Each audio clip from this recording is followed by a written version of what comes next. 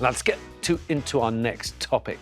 Should there be bigger pay rises for teachers? 0207 862 2222 is the number that you need. A top education charity has urged the government to tackle teacher shortages by boosting salaries. The National Foundation on Education Research has called for a fully funded increase above 3% for the next financial year, followed by a raise of at least 6.1% from 2026 to 2029. Now, they warn that struggles to keep and recruit teachers in England are resulting in larger class sizes and more unqualified staff, posing a substantial risk to children's education.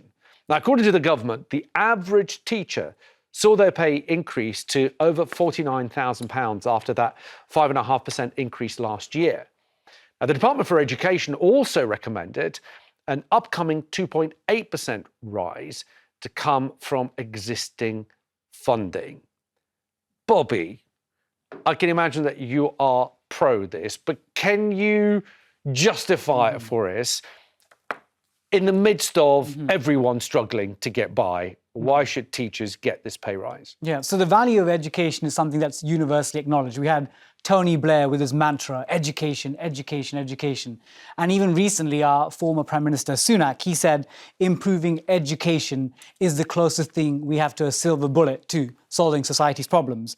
And who delivers this education? It's our teachers. And again, why do people become teachers? So in my career, in my 20s, I worked in finance, earning really good pay. But I changed when I was 30 to become a teacher.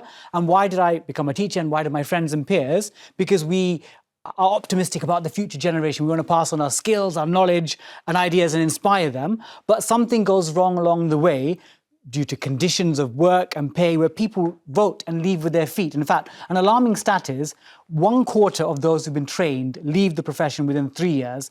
And after 5 years, 1/3 of all teachers leave, never to be seen again. And ultimately, what this happens is that this impacts the quality of our teaching of young people because class sizes are getting larger, there's more behaviour problems. And then if UK is to stand on its feet in the 21st century, we need an educated workforce. And that starts by having teachers that are well qualified, paid well, so they've got a responsible salary. But if we're not paying our teachers properly, we're going to see this continued exodus of people from the profession. Angela? Well, I mean, just to give people an idea at home, nurses are on average pay between £24,000 and £41,000. GPs, £68,000 to £105,000. Train drivers, £53,000 to £87,000. Teachers do seem to be on the lower end of that paid structure, if you like. I think that teaching is an incredibly noble profession. And I think they are a critical part of us being a high-functioning and, interdependent society. We need to give our children the best start in life, but we should not be weaponising children's education. And the problem is, as you said at the beginning, we know that public finances are stretched.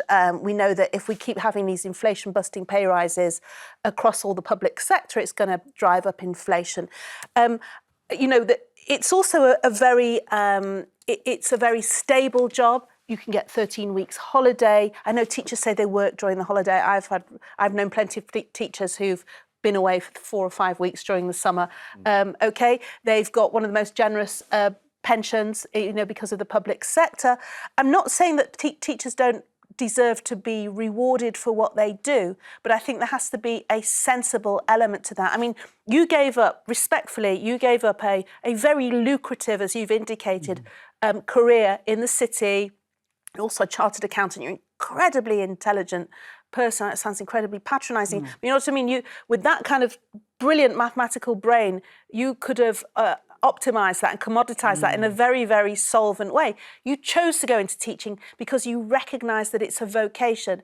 Now, I'm not saying that we should sort of trash that and sort of make use of the fact that people are going into noble we can't take advantage of someone's goodwill. We can't. But in the private sector, there's so much unpredictability in a job. You don't get those kind of holidays. You don't get kind of reliable pension. Let me just before we go to the calls, let me go back to you with the holidays, which is something that always comes up when we talk about teachers and their pay. Oh, they get holidays, they get good pensions.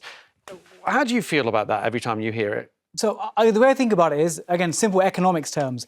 If it was so great, supply and demand, we'd find that schools are oversubscribed. Teacher training programs are, filled to the rafters because everyone wants that job. But one, we don't get enough people applying to be teachers, which is why there's a shortfall. And people, when they join the profession, they realize, actually, maybe I do get the holidays, but it's not worth the stress. I could earn an equivalent 50K with a much easier job without the headache. But you've just pinpointed something that we haven't touched upon so far. People may well be leaving the profession not because of the pay, but because the stress of the job. Well, we don't know that. No, but there's been data to show that people have left teaching because of the workload and the stress. And therefore, no, it's an important point to make. And therefore, if people aren't going into it or are leaving because it's become that there's too much bureaucracy involved, and they're not allowed to just teach. That's nothing to do with pay rises. It's to do with the quality of the way they're being looked after once they're in the job. And I'm on neither side here, but I do think we need to make the point that people do take up very stressful jobs because they're being handsomely paid to do those. And I think what we're seeing here is that teachers perhaps don't feel the same way. Mark in Cheshire has got in touch. Mark, good morning. Should teachers get an extra bit of a pay rise? Do you think that would be fair? I think it's a necessity, to be honest. I'm an ex-head teacher. I now work in a supermarket. I worked as a teacher and head teacher for 30 years. My deputy head, who was an amazing teacher, now works in a supermarket. And the panel are absolutely correct. It's down to the stress, the bureaucracy. And every teacher I speak to loves their job in terms of standing in front of the class and teaching, but it's all the work they have to do outside of that that is pushing people out of the profession. Do you think that if they were paid more, they would put up with the stress? I believe that if they were paid more and the bureaucracy was lessened, maybe. But when I speak to teachers, even when I'm working in a supermarket and I speak to teachers that come in, there are so many of them, such a high percentage, just want to leave the profession. I had a customer last week who said that they would really love my job and they were a teacher. So it's a profession that if we don't do something quick is going to die. OK, Mark, thank you for that. I'm going to move on to Michael, who's got in touch from Dover. Michael, welcome to the show. Good morning. Do you think we should be paying teachers a bit more? Morning. I don't believe pay is the priority. We have to go back. And you had a caller a few weeks ago who was a teacher and saying she's going to leave the profession because she couldn't cope. And I believe there should be greater emphasis on interviewing students who want to go into teacher training. They should have a presence about them where they can take command, respect in the classroom. I've got a brother-in-law who works in a school. He's not a teacher, but he deals with the students that are thrown out of a class for disruption and what have you. He has no nonsense because he's got the persona to take control of the situation.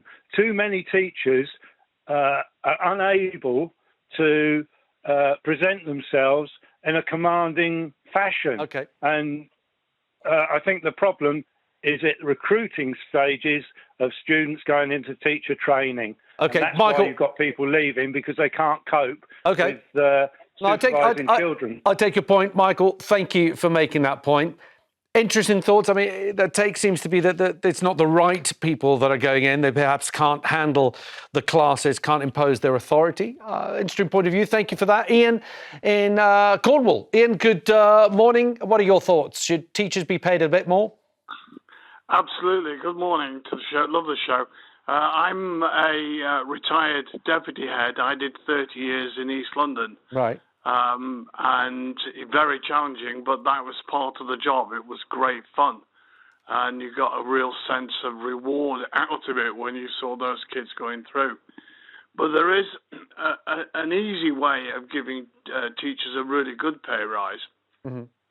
And that is when you sign up and you get on with your first full-time job, you sign a contract which maybe takes you to sign on for a minimum of 5 or 6 years. Right. At the end of that 5 or 6 years, your student loan is done away with. My son-in-law is an extremely good maths teacher.